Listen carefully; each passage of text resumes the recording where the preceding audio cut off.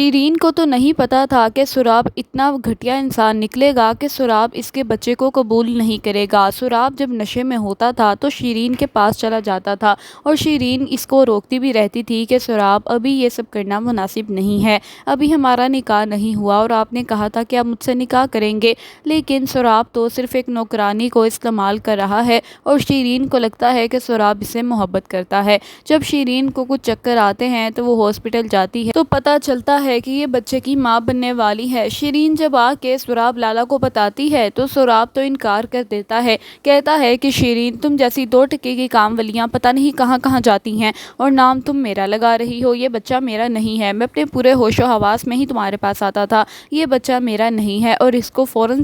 سے پہلے اس دنیا سے بھجوا دو ورنہ یہ نہ ہو کہ میں تمہیں اس دنیا سے بھجوا دوں گا۔ اتنے میں شیرین دیکھ لیتی ہے سراب لالا کا اصل چہرہ اور کہتی ہے کہ سراب آپ تو مجھ سے اتنی محبت کی باتیں کرتے تھے اور اب یہ بچہ آنے والا ہے تو آپ مکر گئے ہیں اور میں یہ بچہ کبھی بھی اس دنیا سے نہیں بھجواؤں گی کیونکہ یہ بہت سخت گناہ ہے، ایک گناہ تو میں پہلے ہی کر چکی ہوں، دوسرا گناہ نہیں کروں گی اور یہ بچہ میرا اور آپ کا ہے، آپ مانیں یا نہ مانیں میں اس بچے کو رکھوں گی اور یہ میرا وعدہ ہے آپ سے۔ اتنے میں سراب کہتا ہے کہ شیرین مجھے مجبور نہ کرو کہ میں تمہیں اس گھر سے نکال دوں یا تمہیں مار دوں۔ شیرین کو جب یہ دھمکیاں ملتی ہیں تو اب شیرین نے فیصلہ کر لیا ہے کہ وہ ساری حقیقت سربلند خان کے سامنے رکھ دے گی اور اسے بتائے گی کہ سراب جو اس کا بھائی بنا پھرتا ہے کتنا ہی برا انسان ہے اور سب کو مارنے والا ہی سراب لالا ہے۔ اتنے میں شیرین اپنے دل سے کہتی ہے کہ اگر اس نے یہ بات بتا دی سب کو تو پھر سراب تو اس کو زندہ نہیں چھوڑے گا، تو خیر ابھی میں انتظار کر لیتی ہوں،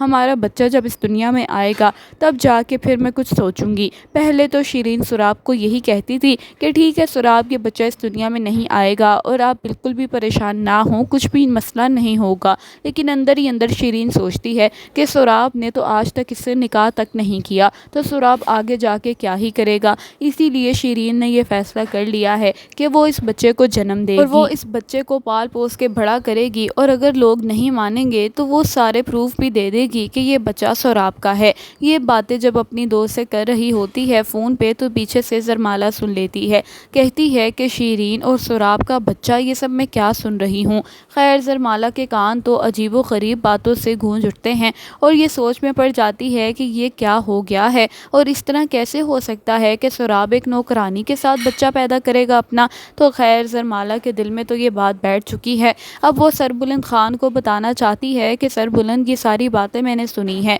اور اب ہم کیا کریں گے کچھ بھی سمجھ نہیں آ رہا اور شیرین کی جان بھی تو بیچاری کی خطرے میں ہے، اس نے تو سوچا تھا بچہ پیدا کرے گی اور خوشی سے اس کو جنم دے دے گی اور پال پوس کے بڑا کرے گی اور سراب اس کے بچے کو قبول کر لے گا اور بعد میں اس سے نکاح بھی کر لے گا، لیکن سراب کی یہ پہلی عورت نہیں ہے بلکہ سراب کے پاس تو بے شمار عورتیں موجود ہیں۔ شیرین کو تو وہ صرف استعمال کرتا ہے کیونکہ وہ اس کو خبریں لا کے دیتی ہے اور اگر جس دن اس نے خبریں لانا بند کر دی تو سراب لالا اس کو مارنے میں 1 منٹ بھی نہیں لگائے گا۔ اب دیکھنا باقی یہ رہ گیا ہے کہ اگلی آنے والی قسطوں میں کیا کچھ ہوگا۔ یہ ریویو ویڈیو تھی، آپ کی تمکنت کو سبسکرائب کر لیں۔